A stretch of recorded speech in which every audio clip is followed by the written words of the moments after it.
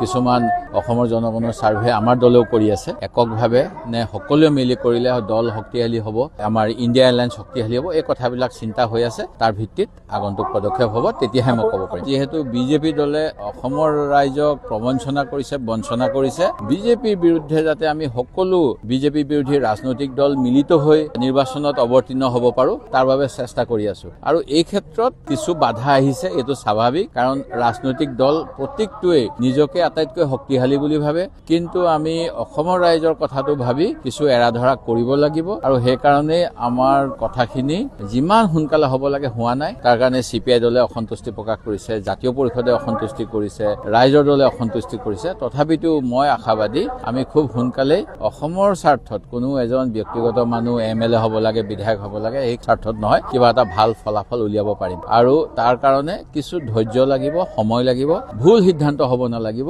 আমি আশা কৰিম যে আমি এবাৰ ভুল সিদ্ধান্ত নলওঁ যোৱাবাৰ আমি ইউডিএফৰ লগত অংশগ্ৰহণ কৰাৰ পিছত কিবা কাৰণত ইউডিএফে কৈ দিলে অসমত লুঙি দাড়ি টুপিৰ চৰকাৰ হ'ব আৰু ই আমাৰ উজনি অসমত বহুত বেয়াকৈ প্ৰভাৱ পেলালে যাৰ ফলত আৰু অন্য দলৰ লগত আমাৰ বুজাবুজি নথকাৰ ফলত আমি ২০-২৫টা আসনত কম ভোটৰ ব্যৱধানত নিজৰ মাজত ভোট বিভাজন কৰি বিজেপিক সেই সুযোগ দিলো এবাৰ সেই সুযোগ দিব নিবিচাৰো অসমৰ ৰাইজেও সেই সুযোগ দিব নিবিচাৰে যিহেতু তেখেতসকলে ৬ জনগোষ্ঠী জনজাতিকৰণ ৩৫১ টকা চাহ মজুৰি গৰাখহনীয়াৰ পৰা নিৰাময় বা আমাৰ নিবনুৱা নিযুক্তি একো ক্ষেত্ৰতে আগবঢ়া নাই মাত্ৰ এটা ধাৰ্মিক ভিত্তিত আমাক বিভাজন কৰাৰ অপচেষ্টা কৰি আছে যিটো উজনি অসমত নচলে সেই নচলা অচল পইচাটো তেওঁলোকে চলাব বিচাৰিছে তাৰ বিৰুদ্ধে আমি সকলো ৰাজনৈতিক দলে নিশ্চয় এবাৰ নহয় দুবাৰ নহয় ৩বাৰ আলোচনা কৰিম আৰু সফল হ'বলৈ যত্ন কৰিম সেই গতিকে মই একাষাৰে ক'বলৈ গ'লে নিশ্চিতভাৱে আমি সকলোকে লগত লৈ যাম আৰু এই ক্ষেত্ৰত এৰাধৰা কৰিম আৰু মিত্ৰতা হ'লে মই কৈছোৱে সকলোৱে বুজা পৰা মাজেৰে কৰিব লাগিব আজি ইয়াতকৈ বিশেষ ক'ব নোৱাৰিম